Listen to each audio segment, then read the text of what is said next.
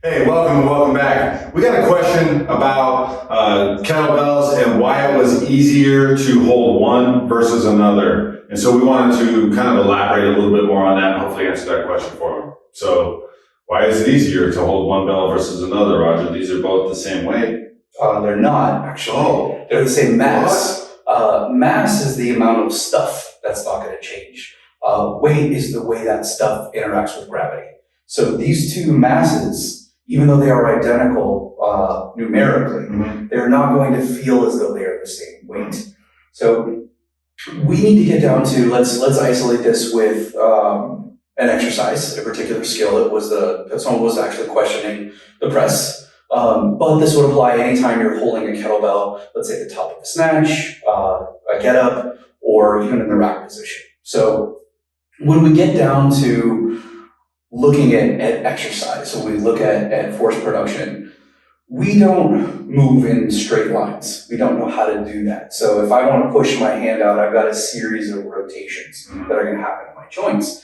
So because I'm dealing with rotation, we have to examine the idea of torque. Torque is the turning effectiveness of a force. So we don't meet force directly because of how our bones are set up. We've got to create this series of rotations in order to either produce or stabilize force. So we've got to examine torque if we're going to look at this. Now, one way to calculate torque is if we have to figure out what the moment arm is, and go Google that. We're not going to get in depth on what that is, but to figure out what the moment arm is the perpendicular distance, which really is just the shortest point between the axis of rotation and the line of force. Do me a favor, pick up a small kettlebell. It'll be a lot easier than holding up one of these monsters. Okay, so you can see here that Jeremiah's got a kettlebell. This will be his axis of rotation right now. Now, we're not talking about him moving in the press, because then we would have to examine we would examine the shoulder, we would examine the elbow. We're not doing that. We're just talking about just the ability to hold this thing for right now. Just the internal structure of this particular mass. So if his forearm were not in the way, this bell would rotate. So this, where his hand is, this would be his axis of rotation.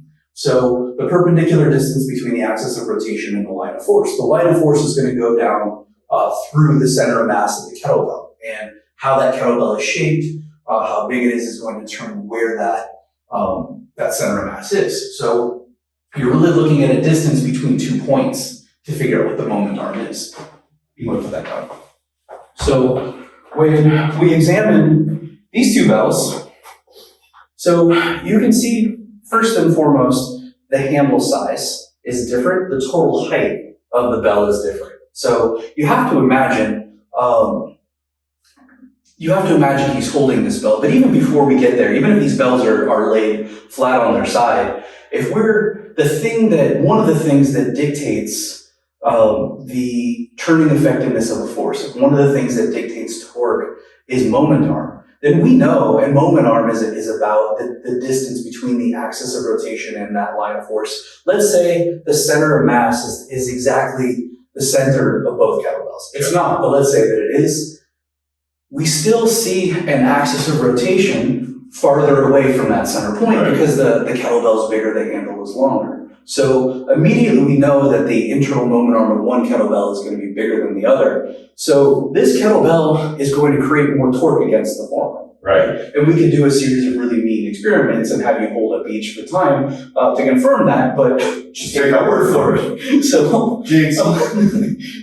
that's the first thing. The second thing is we need to look at the actual size of the bell. So go ahead and pick that up again for me, if you will.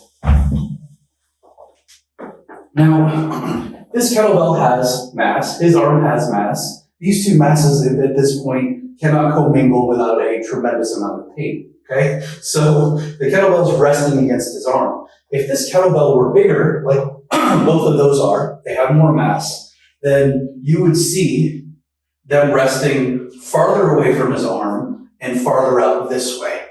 So the farther the line of force goes, the bigger the moment arm is going to be. So that's going to be another thing that's going to influence but you can see that the bigger the bell, if this bell were smaller, I'm going to give you a little support here. If this bell were smaller, it could hang straight down. That would actually shorten the distance between here and here, but this bell has a particular mass, which is going to maintain that length. And if you were to take this length and move it out to here, if it were even bigger, even though it's the same mass, you're also going to get a bigger moment arm. Does that make sense? Yeah, totally. So when you have, let me put that down, thank you. So one, we have a bigger handle, which is going to make this feel heavier. Two, this whole big bulbous blob of iron is also bigger. So it's not going to rest the same way on this forearm. Rather than maybe resting, straight out, it's going to be up a little bit more, and it's going to make that distance between the 2 points a little bit farther away. Now, another thing we do need to think about with these bells is construction. And the way competition bells, the good ones anyway, are constructed is the iron's poured in, so they're basically held flipped upside down, and you can see with the 32, you can see how there's a hole at the bottom. In case you missed it. So, Don't miss the hole. with everything being poured in toward the middle, it's going to be closer. It's going to be closer to the center. So even though the outside of the kettlebell is going to have those finite dimensions, it's going to be denser toward the middle. So the center of mass is going to be more located toward the handle rather than farther out. So that's going to be a third reason why that kettlebell is going to feel heavier than that.